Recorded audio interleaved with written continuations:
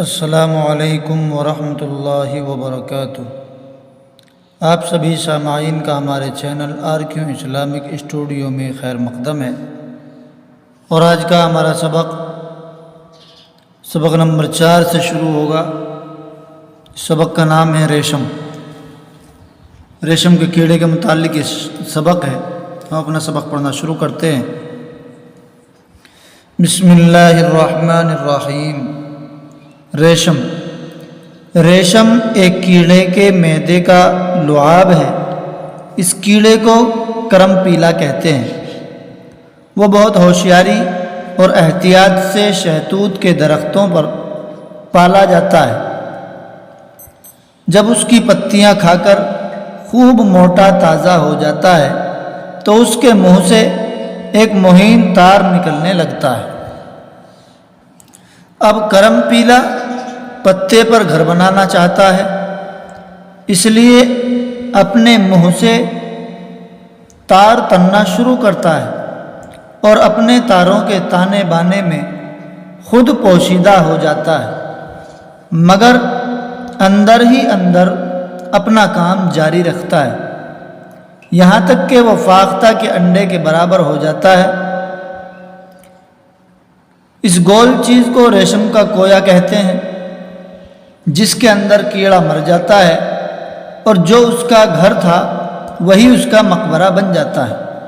لیکن کبھی کیڑا صحیح سلامت بھی نکلتا ہے۔ جب وہ زندہ رہتا ہے تو بردار بن کر کوئے کو کاٹ کر باہر آتا ہے۔ اس صورت میں کویا ناکارہ ہو جاتا ہے، اس کا ریشم نہیں بنتا۔ کوئے کو اول گرم پانی میں جوش دیتے ہیں، پھر چرخی میں اوٹ لیتے ہیں، وہی ریشم کہلاتا ہے۔ اسی کے تاروں سے عمدہ، نفیس اور بیش قیمت ریزے تیار ہوتے ہیں۔ اطلس، گلبدن، قناویز وغیرہ ریشم ہی سے بنے جاتے ہیں، جو امیروں رئیسوں کے لباس میں کام آتے ہیں۔ بنگالے میں ریشم پیدا کرنے کے کارخانے کئی جگہ ہیں، لیکن قدیم زمانے سے چین کا ریشم مشہور و معروف ہے۔ وہیں سے دنیا کے دور دراز حصوں میں جاتا ہے۔ کسی زمانے میں روم یعنی اٹلی کے باشندے بڑے دولت مند اور عیش پسند تھے۔ نہایت رغبت اور خواہش کے ساتھ ایشیا کے ملکوں سے ریشمی کیڑا منگاتے اور اپنی پوشاکیں بناتے تھے۔ روم کے ایک بادشاہ کو خیال آیا کہ اگر یہ بیش بہا چیز ہمارے ہی ملک میں پیدا ہونے لگے تو بڑی منفعت حاصل ہوگی۔ اس منصوبے کو پورا کرنے کو شاہ روم نے 2 قاصد چین کی طرف روانہ کیے۔ انہوں نے بڑی چالاکی سے اپنا مقصد حاصل کیا۔ چند کیڑے وہاں سے چرائے اور ایک بانس کی لاٹھی میں چھپا کر اپنے ملک میں لائے۔ کہتے ہیں کہ اس وقت سے روم میں بھی ریشم پیدا ہونے لگا۔ یاد کرتے ہیں ہجے اور معنی۔ معدہ، اس کے معنی ہے پیٹ۔ اوج، لعاب، اس کے معنی ہے تھوک۔ کرم پیلا، اس کے معنی ہے ریشم بنانے والا کیڑا۔ مقبرہ یعنی قبرستان۔ نفیس، اس کے معنی ہے عمدہ، پاکیزہ۔ منفعت، اس کے معنی ہے فائدہ۔ منصوبہ، اس کے معنی ہے تجویز، تدبیر۔ یہ مقصد، اس کے معنی ہے غرض۔ یہ قاصد، اس کے معنی ہے ایلچی، سفیر۔ ریزہ، اس کے معنی ہے ذرہ۔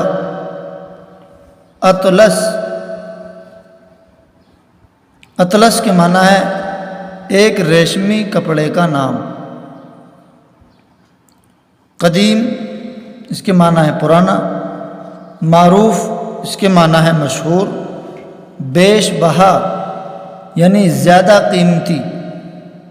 عیش پسند یعنی آرام طلب۔ اگلا سبق پڑھتے ہیں، ایک مور اور کلنگ۔ دم مور نے پھول کر دکھائی اور بولا کلنگ سے کہ بھائی، کیا خوب ہے نقش اور کیا رنگ، دنیا مجھے دیکھ کر ہوئی دنگ، میری سی کہاں ہے آپ کی دم، کر سکتے نہیں مقابلہ تم۔ بولا اس سے کلنگ ہنس کر، ہاں آپ کے لاجواب ہیں پر، لیکن نہیں کچھ بھی کام آتے، بچوں ہی کے دل کو ہیں لبھاتے۔ اڑنے نہیں دیتی دم تمہاری، لیتے ہیں پکڑ تمہیں شکاری۔ یہ کہہ کے پروں کو پھٹ پھٹا کے بولا اونچا ہوا پہ جا کے، آؤ کرے آسماں کا پھیرا، کچھ دم ہے تو ساتھ دو نہ میرا۔ منہ اپنا سا لے کے رہ گیا مور، تھا اس میں کہاں اڑان کا زور۔ بھاتا ہے جنہیں نرا دکھاوا، وہ لوگ ہیں مور کے بھی باوا۔ بس ان کو ہے ٹیپ ٹاپ کی دھن، شیخی کے سوا نہیں کوئی گن۔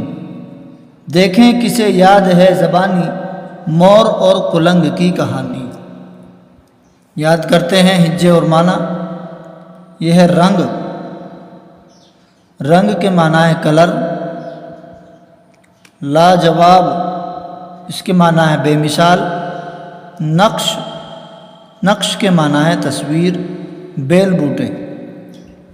اپنا سا منہ لے کے رہ گیا، یعنی بات کا جواب نہ بنا۔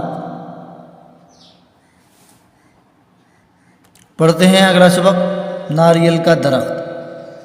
ناریل کا درخت جزیرہ لنکا میں کثرت سے ہوتا ہے، اس کی شکل تاڑ سے مشابہ ہے۔